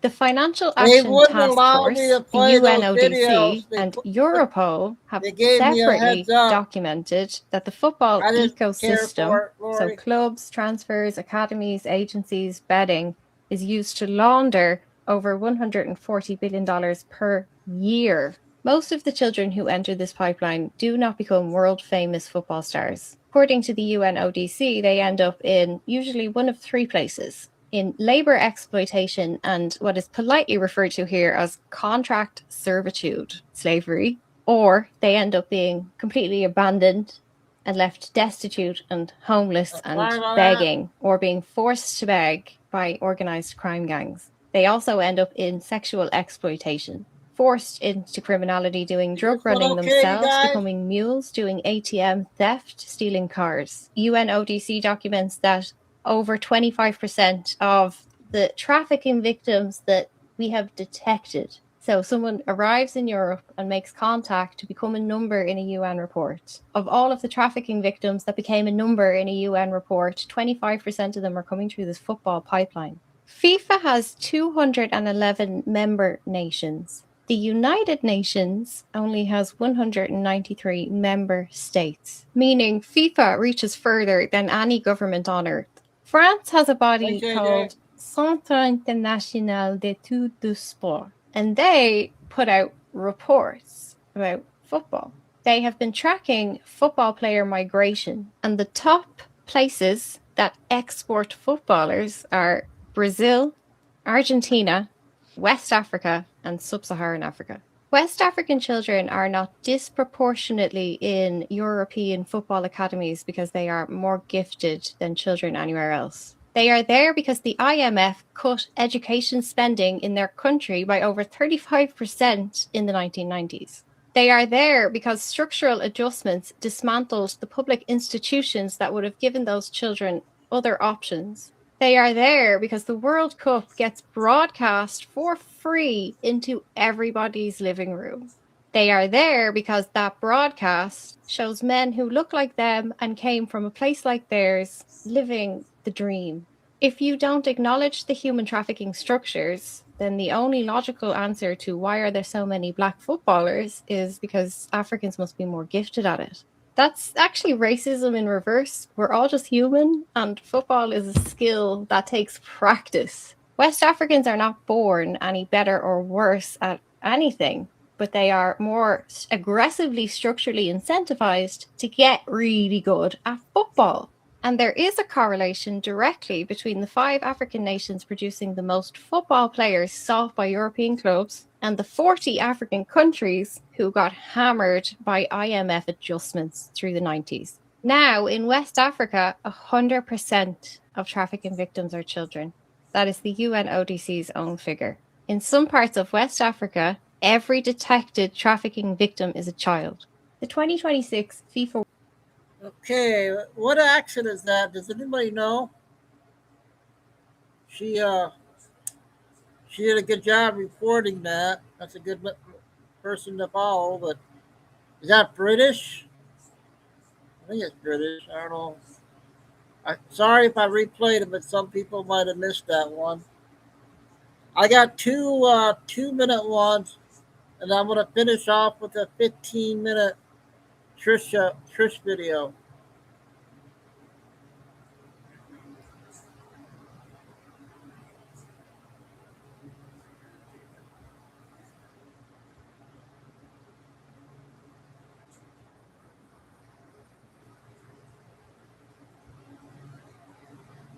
Ah, keep doing that. Why is that? Ah.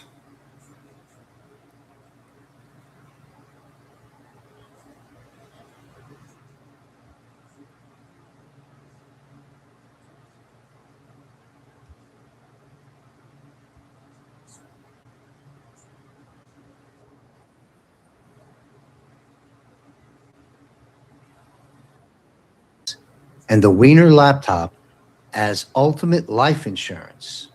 The deepest darkness is finally coming to light. Patriots, hold on to your seats because the nuclear payload just detonated. Anthony Weiner's laptop wasn't just some pervert's hard drive.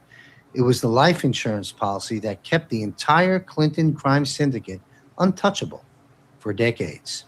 That infamous folder labeled life insurance, it contained the real dirt, thousands upon thousands of emails, videos, and files that expose the full scope of the Clinton Foundation's pay-to-play empire.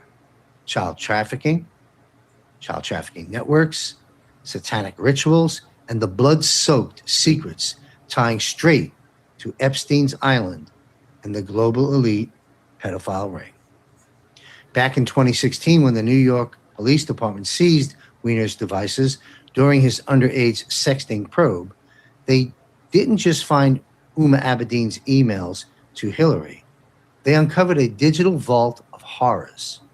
We're talking about classified documents, deleted server backups, evidence of adrenochrome harvesting, ritual abuse footage, and direct links to the Pizzagate nightmare that the fake news buried. The New York Police Department chiefs anonymously screamed that if the FBI and the DOJ didn't act fast on the indictments, they would go public with everything. Comey reopened the email case right before the election to try and contain the blast, but it was too late. The damage was done. Fast forward to now, 2026, the White Hats have full control. Military intelligence has mirrored every byte from that laptop, cross-referenced it with Epstein's Black Book, Ghislaine's flight logs, and the rescued victims' testimonies from underground facilities. The life insurance wasn't protecting Weiner. It was blackmail insurance for the Clintons to keep their puppets in line. Bill and Hillary thought they could murder witnesses, bleach servers, and hammer devices to cover their tracks. But God had other plans. The storm is raging right now. We're talking treason, crimes against humanity, child endangerment on a massive scale, stuff that makes Watergate look like a parking ticket. The laptop held proof of payoffs to silence victims, rigged elections, bioweapon funding through the foundation, and yes, the snuff-level depravity that Q warned us about all those years ago. They laughed when we said, trust the plan. They mocked when we dropped, these people are sick. But the laptop never lied. It's the smoking gun that ties the whole cabal together. Clintons, Obamas, Bushes, Soros puppets, all terrified now because the veil is torn. No more running, no more fake suicides, no more 2 bullets to the back of the head cover stories. We have it all. We caught them all, and nothing can stop what is coming. Okay, one guy, a reporter. One more 2 minutes, and then the last 15, the last video.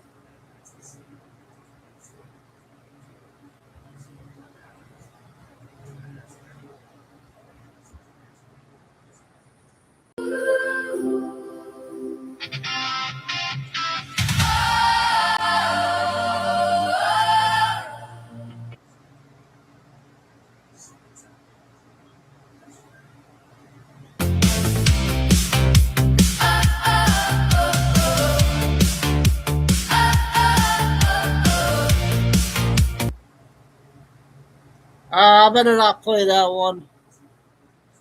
The music.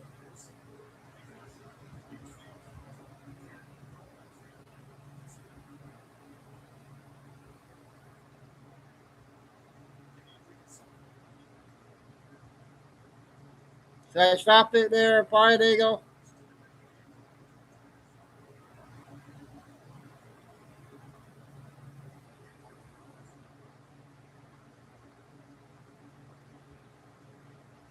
Ah.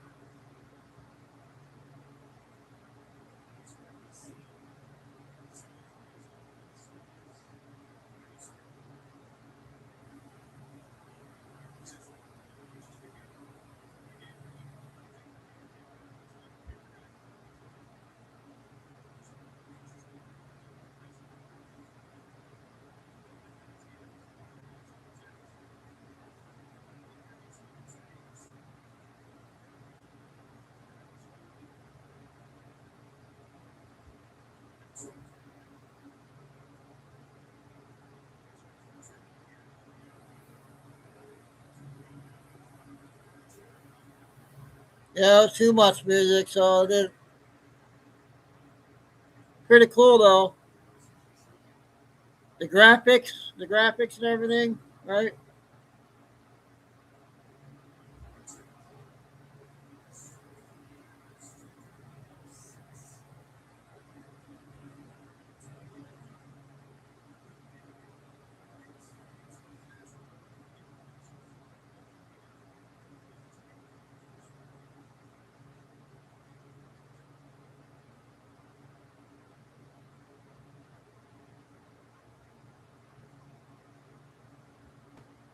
All right. Last one, you guys. 15 minutes, I think. Let's see what Trisha video.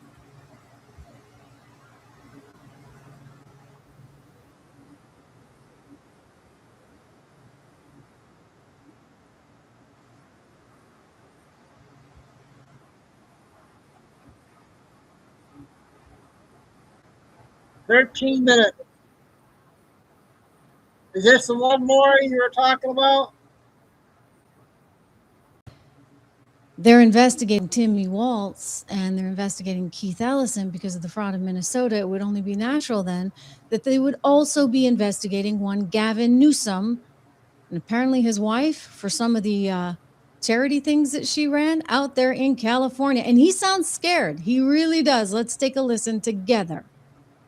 In recent days, federal agents have knocked on the doors of family, friends, and former employees, not because they found a crime, because they're simply trying to find one.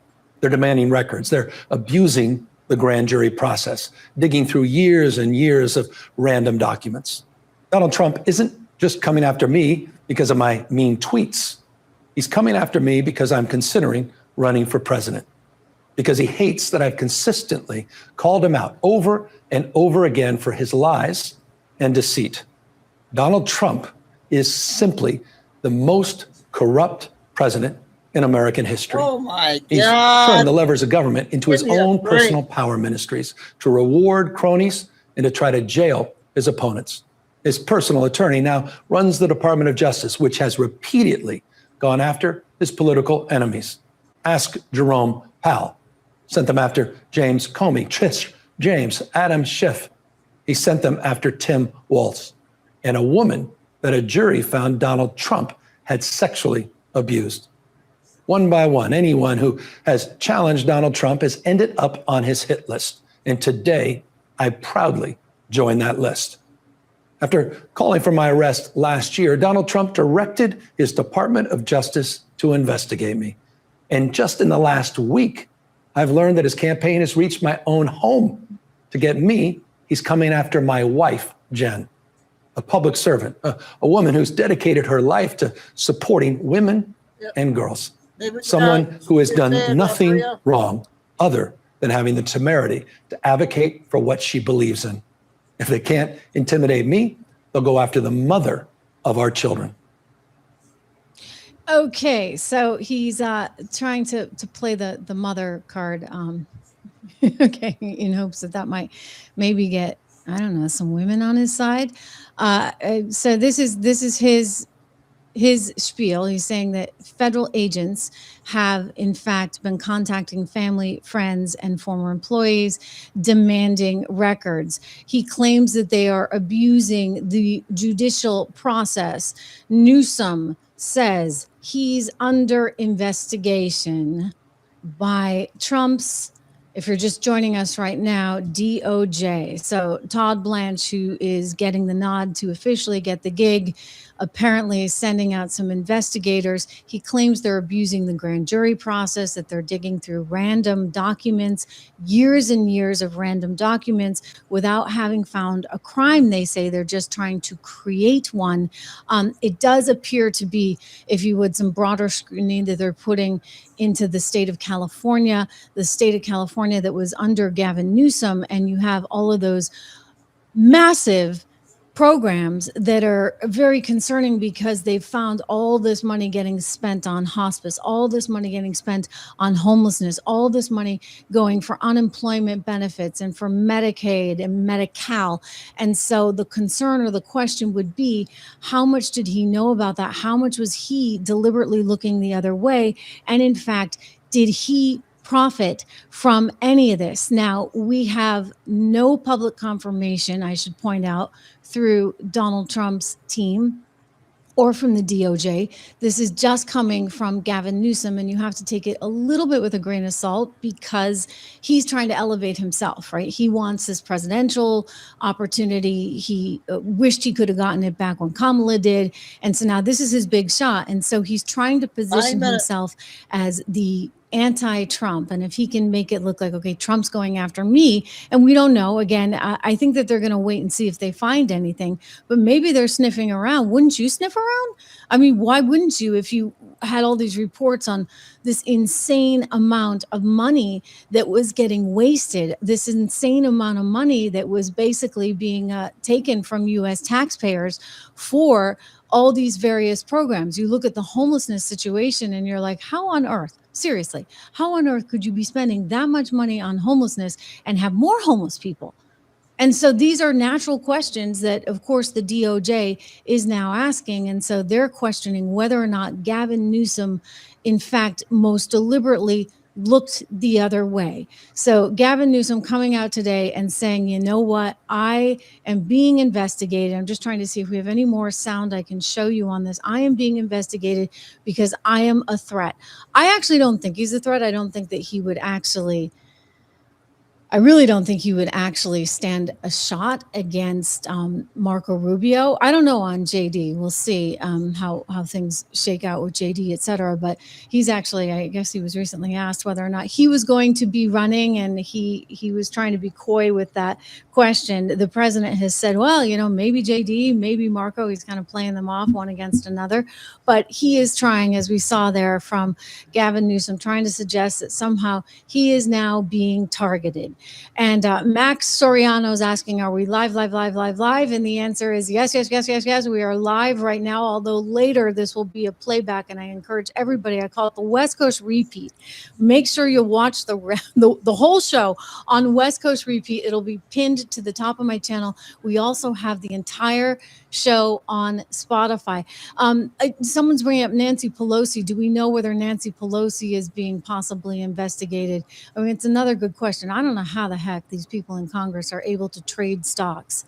I mean, it's really kind of criminal that they're able to trade stocks, or that their family members are able to trade stocks when they're the ones making the decisions that would affect all of these companies so directly. So again, if you're just joining us, Gavin Newsom is all worked up, of course, because he is very, very stressed that he might be under some kind of investigation. Now, again, I think that they would come out and confirm that if that were actually the case, but it wouldn't be surprising to me given all that they have uncovered thus far, that they would be asking questions about whether or not Gavin Newsom had any knowledge of the situation at hand. Don't forget, the House came out with a massive report just last week on how Timmy Walz and Keith Ellison were in really bad form for not making any kind of anything, like never saying anything, never getting worked up about any of this as it was going down in real time. So again, Gavin Newsom probably has something to worry about. I'm just saying, only because I think California has some explaining to do. And you know, he's part of that system where they've discovered all of this corruption. It's the same reason why I keep saying, you know, Ilhan Omar also has some explaining to do, because she was part of a very, very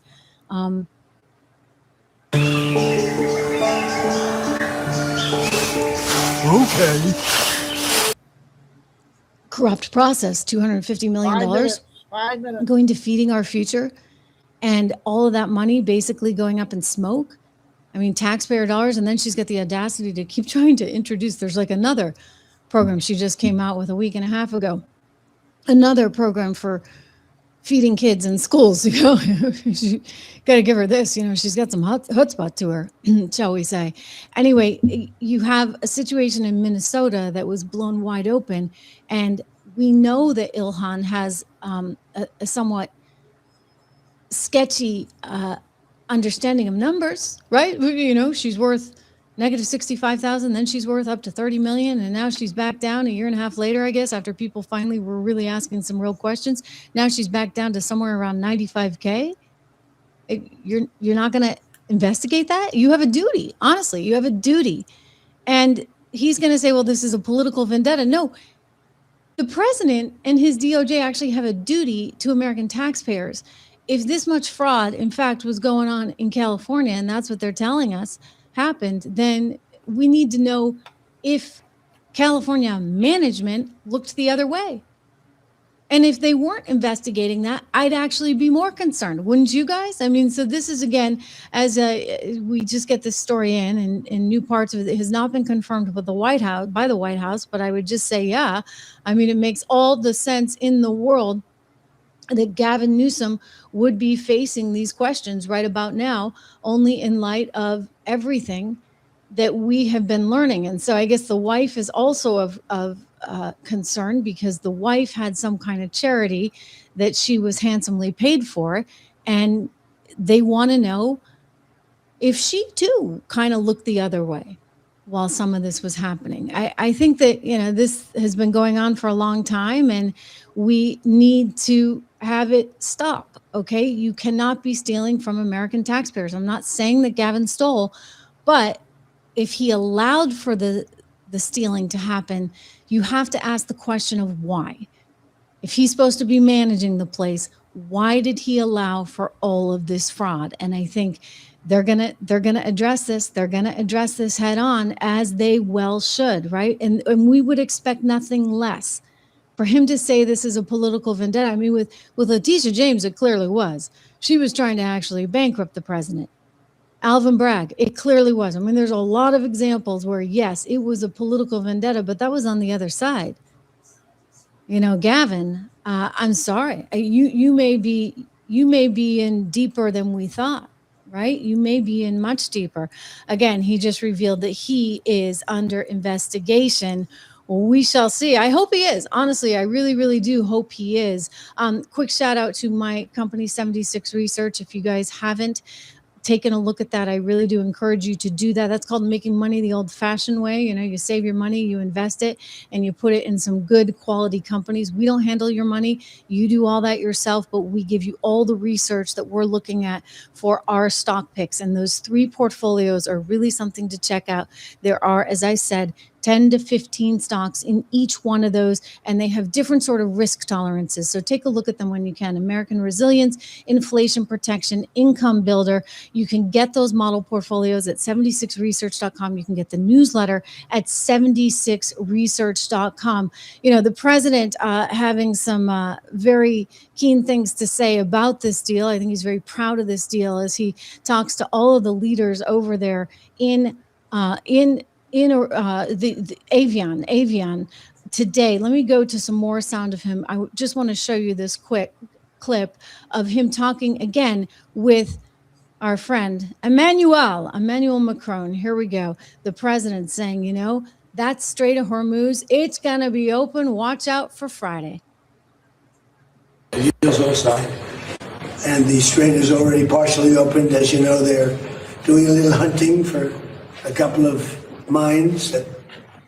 And those mines, he explained, will be taken out, and we should be up and running in full order by Friday, which is why you have oil going down, down, down, down, down. It is why you have the market going up, up, up, up, up. And this is great news. Again, go check out 76research.com. I'm going to be back with you live again tomorrow. Great to see you all here. Thank you for all your patience. We will reconnect again live tomorrow afternoon. Okay, that's another good one from Trisha. So that's going to wrap everything up, you guys, for Monday. I guess tomorrow's date's kind of odd. Tomorrow's date is 6/16/26. That's kind of odd.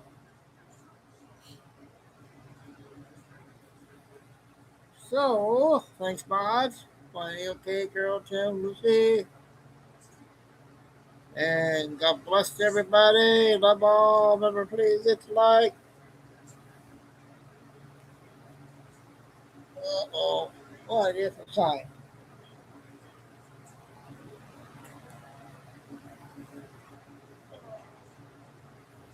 Oh, well.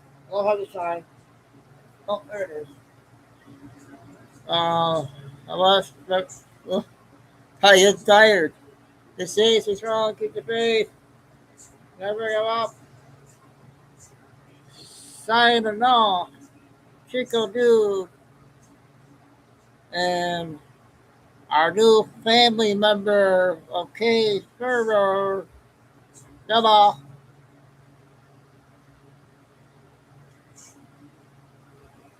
And Ariella. Gonna be safe driving, Newdor. Another day tomorrow, and we'll see what tomorrow brings. We should have a Mel video tomorrow. I think, maybe. So have a good night, everybody. We'll see you sometime tomorrow.